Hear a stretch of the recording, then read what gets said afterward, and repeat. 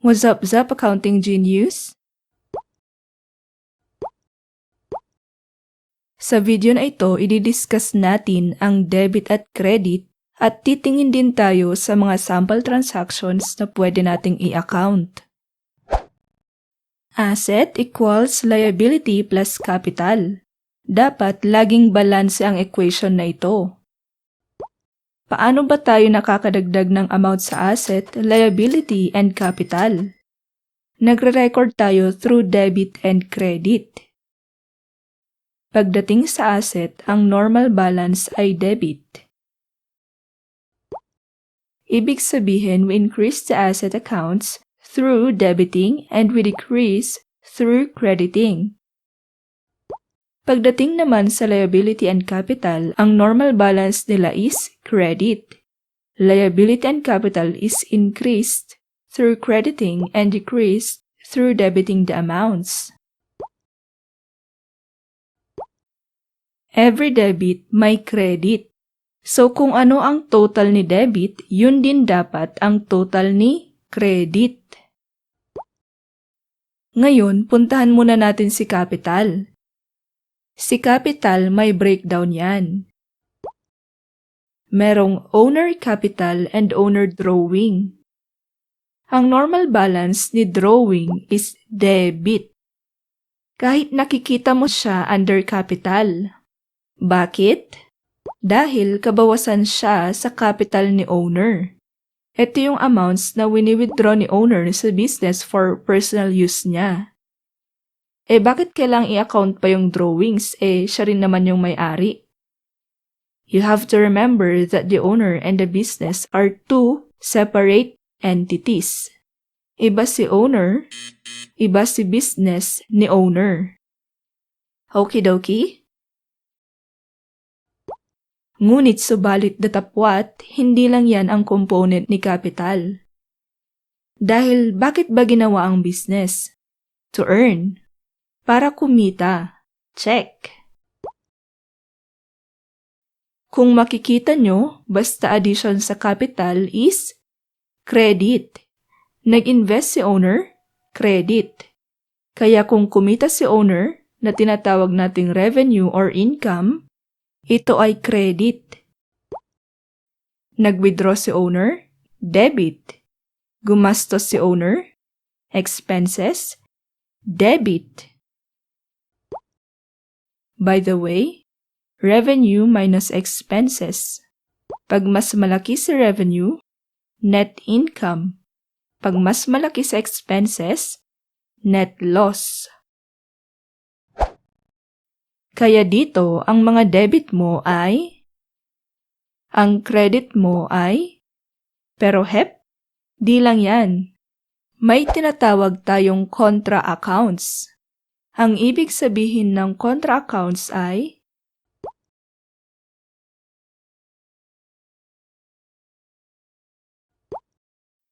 kontra, kabaliktaran. Halimbawa, sa accounts receivable, mga matatanggap mo sa pinautang mo. Ito ay isang asset account. Ang normal balance sa accounts receivable ay debit. Ngunit paano kapag may mga clients ka or customers na hindi mo sigurado kung magbabayad o hindi? Ina-account yan through allowance for doubtful accounts. Doubtful. Ibig sabihin, walang kasiguraduhan. Kasi hindi naman lahat ng bagay may kasiguraduhan. Ito ay isang contra-asset account. Ang normal balance niya ay credit at binabawas sa accounts receivable. Next, building. Hindi naman habang buhay walang bitak ang building ng isang negosyo, di ba?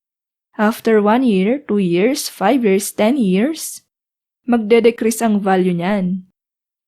Yung 1M na value ng building mo noong 19 kupong-kupong ay maaaring 400K na lang ang value ngayon. Ina-account ang kabawasan na yan through depreciation. So meron tayong tinatawag na accumulated depreciation. It reduces the overall asset value. through the years. Through the years. Take note, hindi lang building ang nagde-depreciate. Pwedeng furniture, machinery, automobile o kung ano-ano pang asset meron ang isang negosyo na pwedeng malesen ang value over time. Sa liability naman, kunwari si notes payable bilang liability account, ang normal balance niya is credit. Si discount on notes payable naman ay debit. Para mas maintindihan mo, kunwari, umutang tayo kay bank. Nag-issue tayo ng promissory note. Ang nakalagay sa face amount ng note ay 10,000. Si bank, nagbigay lang ng 9,000. Yung 1K ay tinatawag na discount on notes payable. Mas malawak ang sakop nito. For this, mag-record na lang muna tayo ng journal entry. Nakatanggap ka ng pera, so, debit cash, 9,000. May utang ka, credit notes payable for 10,000. At yung remaining 1K is a debit ng discount on notes payable for 1K. Okie dokie? So take note na lang sa mga normal balances ng mga ito.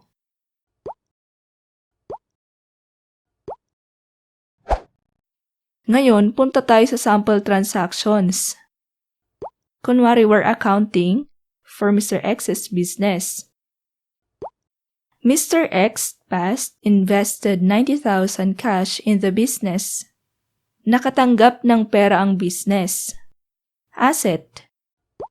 Debit cash, 90,000. Nadagdagan ang capital. Credit X past capital, 90,000. Pero syempre, payong kaibigan lang. Kung ayaw mong malugi, huwag kayong mag-invest kay... Kasi X na nga eh. Borrowed 20,000 from bank issuing a promissory note. Nakatanggap ng pera si X, so debit cash. Borrow, di ba? Nagka-liability siya. So, credit notes payable, 20,000. Purchased 5,000 worth of supplies. Nadagdagan asset ni X na supplies. So, debit supplies, 5K. At the same time, nabawasan din yung cash ni X na isa ring asset account. So, to decrease an asset account, mag-credit. Credit cash for 5,000. Tanong, bakit supplies ang account na ginamit at hindi supplies expense? Eh di ba gumastos si X? Kasi, yung binili ni X na supplies, mapapakinabangan pa niya yun. May benefit pa siya doon. Magagamit pa sa business. So, asset siya.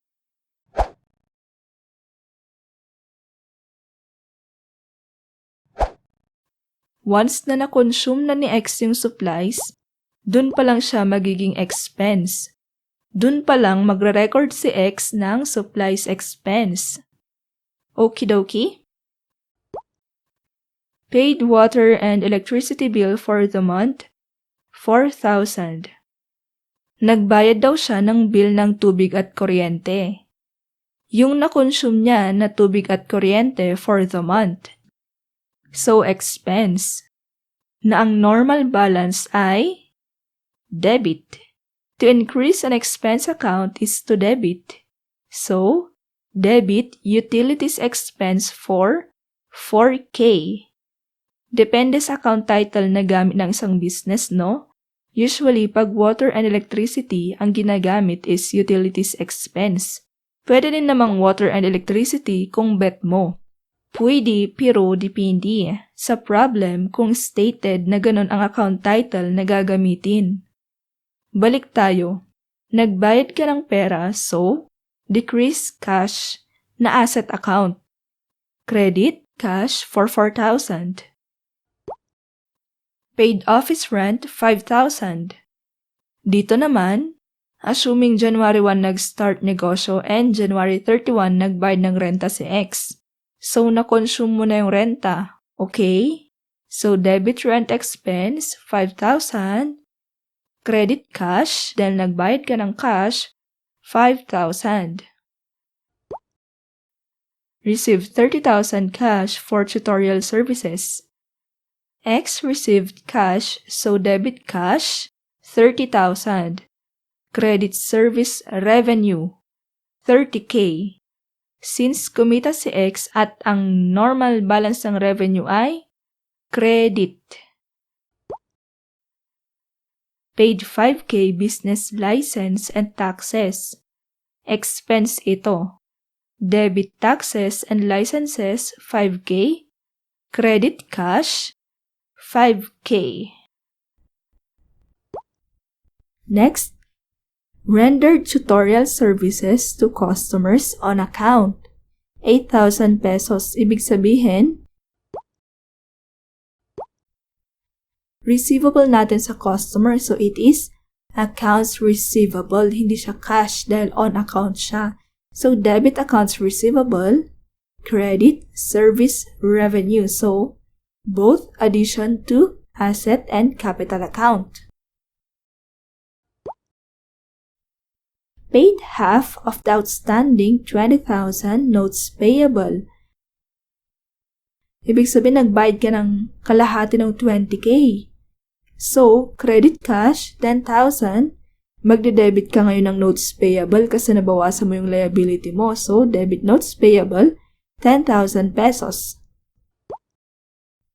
50% of the 5,000 purchased supplies has been used.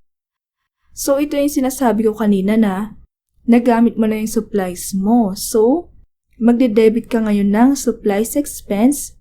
So, debit supplies expense, credit supplies. Purchased 3,000 worth of supplies on account. Ano ulit yung on account? So, dahil bumili ka ng supply, nadagdagan yung asset mo, so debit supplies.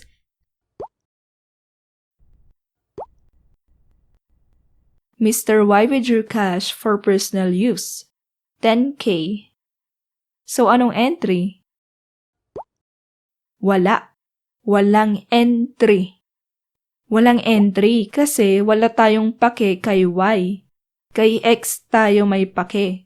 Pero syempre, dapat wala kang pake kay X. X na nga eh. Kasi business ito ni X. Unless ito ay partnership at dalawa sila ni Y na nagmamanage. Pag ganon, ganyan ang entry. Mr. X withdrew cash for personal use, 10,000. Same. Debit X drawings, 10K. Credit cash, 10K kasi nabawasan ng 10K yung business. Paid employee salaries, 20,000. Expense, so debit salaries expense, 20,000.